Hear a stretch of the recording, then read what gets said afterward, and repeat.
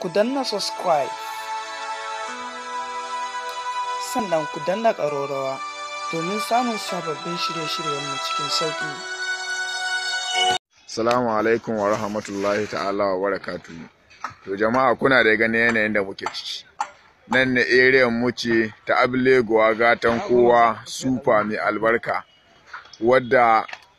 gwamnan Lagos Sanwo-Olu ya rushe mana. Wagga shiya da waka gani ta yi girman wata karamar local government daga cikin local government nan ne kudu.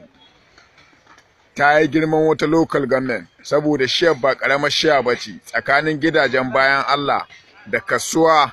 ko kasuwa ɗaya akwai kasuwa ta kai kashi 8 wadda a ciki akwai kasuwar yan ƙari, akwai kasuwar yan fat, akwai kasuwar yan gwanjo, akwai kasuwar yan gwari, ga sunan da yawa wa'an gana ne bakin su ne zai nuna masallaci ma na juma'a wanda adda koyi masallaci wajen kwara 6 adda koyi masallacin juma'a koyi banda kananun masallatai wanda a ciki.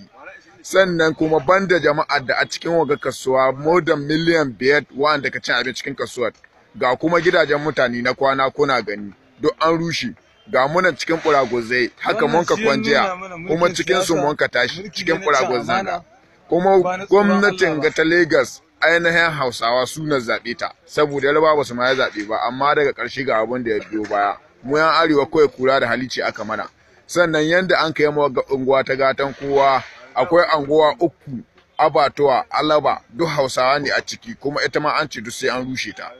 Sannan nan da kuke gani nan bangaren inda abba a rushe ba da nan ne din ga nan wurin siran Monday za su dawowa duk sai sun dangane har express sai sun rushe gaba daya area ga kenan mu mun zama tarihi kuma babu wani wuri inda sun ka yankan mana sun ka ce mu tai domin mu ci abinci illa iyaka kawai an kore ka in ka gara ma can ka koma gida amma ka gara ma ka mutu ba abin da zai sha masa kai. Hili kawai suka so su gani babu abun da suka bukata yanzu ne in banda hili ba su damu da duk wanda suka cin abinci ba. Dan saboda hakan ga muna neman don Allah ku taya mu da addu'a don da yawan bidiyo ya taya mu da addu'a ubangiji Allah ya mana mafita ta alkhairi